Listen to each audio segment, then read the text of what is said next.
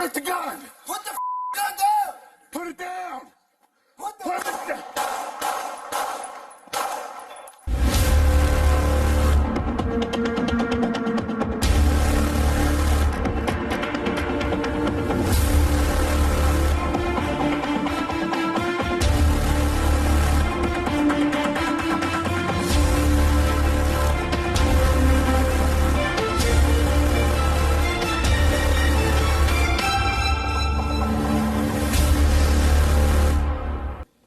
Hi, welcome to another episode of Car to Car. I'm Ramon. And hi, I'm Dana, and today we'll discuss a case out of Columbus, Ohio involving an armed burglary suspect.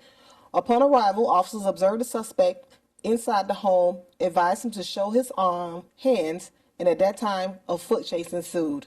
So we'll watch the video and we'll come back and discuss.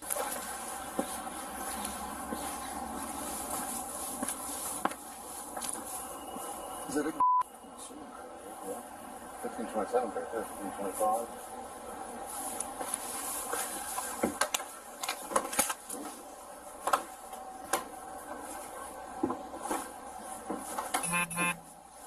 Sergeant, put your hands where I can see them. Put your hands up! Put your hands up!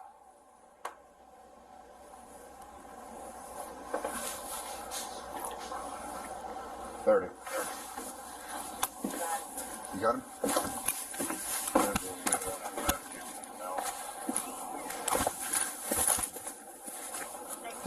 He's got a 33 on him.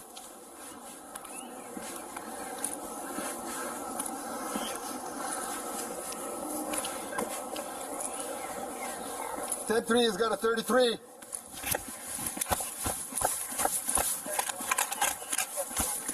Put the gun down! Put the gun down! Yeah, he's one street over. He's hiding on the porch. He's got the 33 on him still. There he is. Put the gun down! Put the gun down!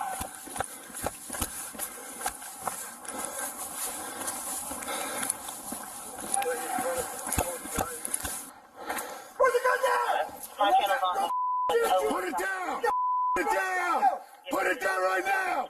Put it down! Put the gun down! Put it down! Put it down! Put the gun down! Put it down! Put it down! Put the gun! Put the gun down! Put it down! Put the Put it down!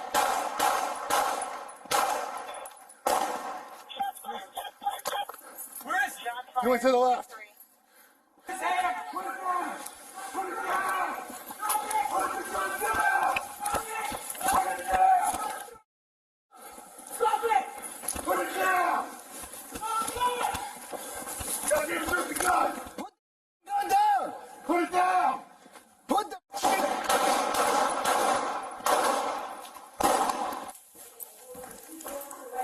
Coming out, clear. All right. One left.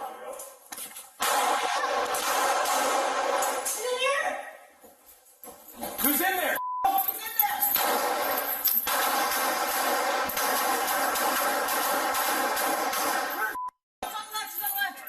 Are you hit? No. Are you in there? Are you good?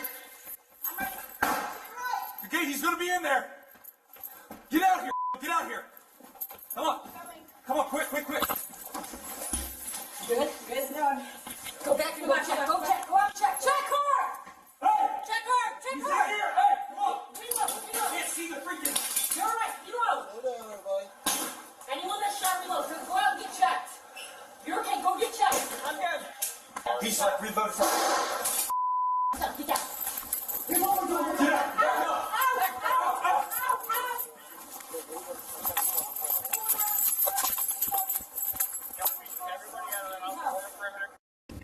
After watching the video, I saw a million things that really concerned me. And a lot of those things stem with us potentially shooting and killing ourselves, hurting the community by indiscriminately shooting rounds. So I'll just start from the top, and whatever I forget, just jump in there. And so, just the information that we received, and I say we, mean the police officers received, was there was a burglary suspect with a gun. So immediately I'm thinking, okay, I'm going to approach a house with potentially there's a suspect with a gun. As soon as they approached the house, I felt like they were very nonchalant, and they really should have strategically went to the door, but they both stood in the doorway. They saw the suspect peek his head out, and then they hollered to him something, and he put his head back, and they pulled their guns out. And then one of the officers went around to the side of the house. Immediately at that point, you should have set up a perimeter. If you believe that this is a guy, you got to cat a corner of the building. That is, make an L here, an L here, one cop here, one cop there, and so I got left and right, you got left and right, and so we can see the whole area. So if that person breaks that two-man perimeter that we set up, then now we can push the perimeter a little further. So that's the first thing that I saw, that initial contact where them standing in the doorway, they could immediately have been shot. Like, we really have to be careful.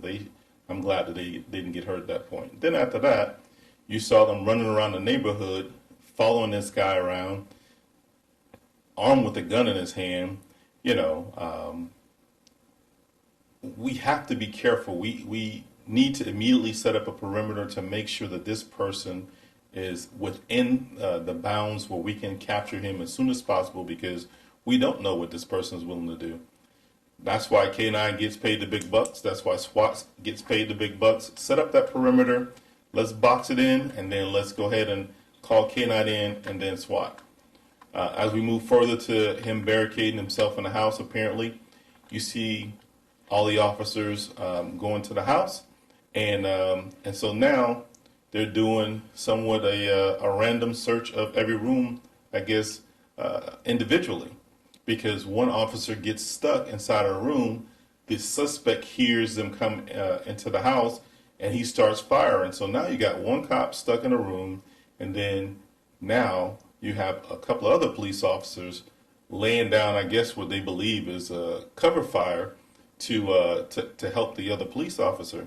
But they have no clue where that other police officer is, because you hear him saying, "Are you here? Where are you at?" Like, we cannot do that. We have to be careful. We have to know where our rounds are going, who we're shooting at, sight picture, sight alignment, all those things that we're trained in the academy. And the only reason why I think I'm being so critical here is because one of the worst things that can happen is you having to go and tell your partner or one of your squad mates' family, "Hey, I accidentally killed Johnny or Joe or whatever." And so, that disappoints me. And the last thing I'll say before I pass it to you is just that we can't have tombstone courage.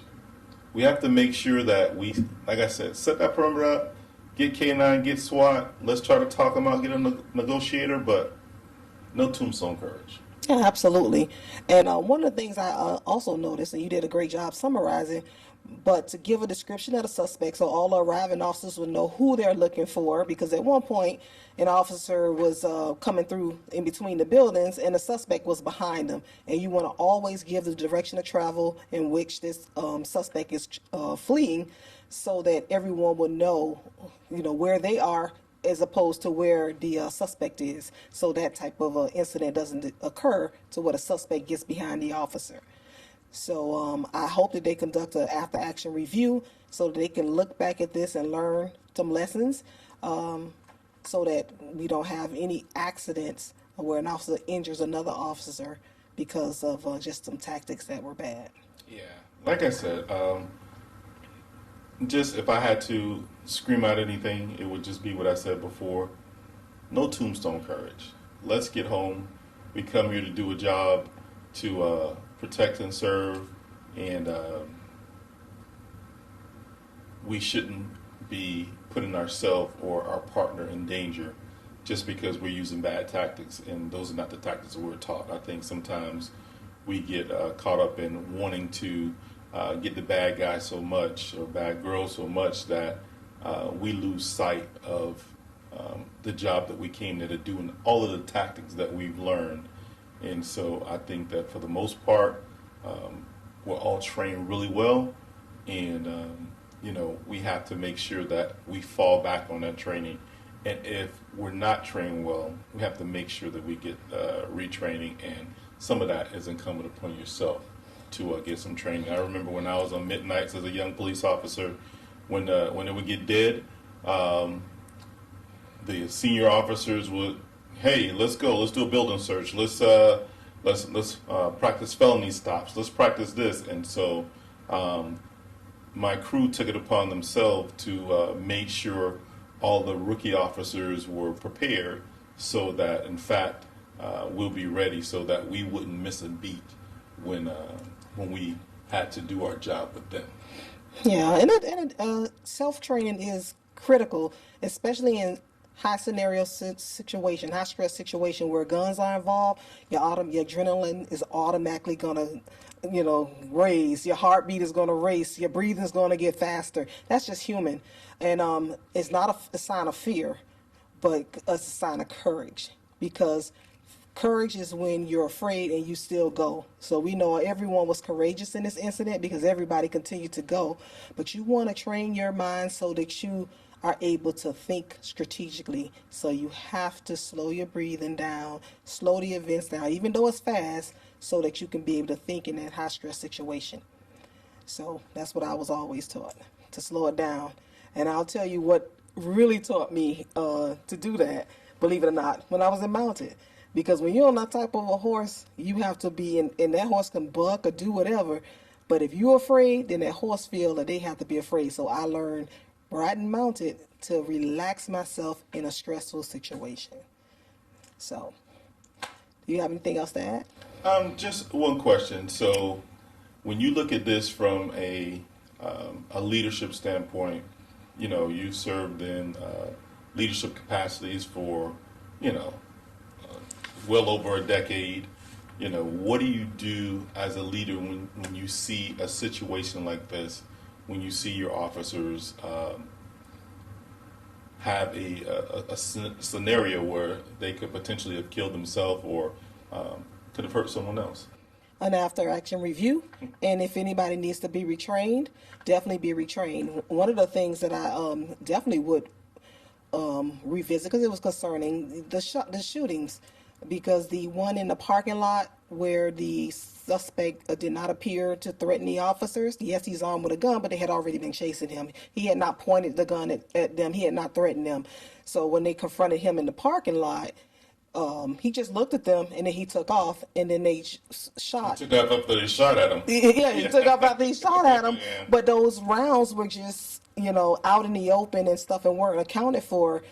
So you really could have shot an innocent person at that time when it wasn't necessarily a life-threatening, time. And then shooting through a closed door when you don't know who is on the other side of that door. You haven't checked and see if that house was unoccupied. You don't know if a homeless person could have been in that apartment, or just someone, because it looked like it was empty, so to speak. But you just never know, and so you just can't assume because someone is shooting at you that that's necessarily who you would hit through a closed door. You have to be mindful of sight picture. So definitely I would address those things in a leadership position for sure, because those are important. That goes to the suspect's life and the lives of the officers. So you have to address those things. Well said. I have nothing further. Okay, so with that, it's another episode of Car to Car Podcast. Please be sure to like, share, and subscribe. And until next time.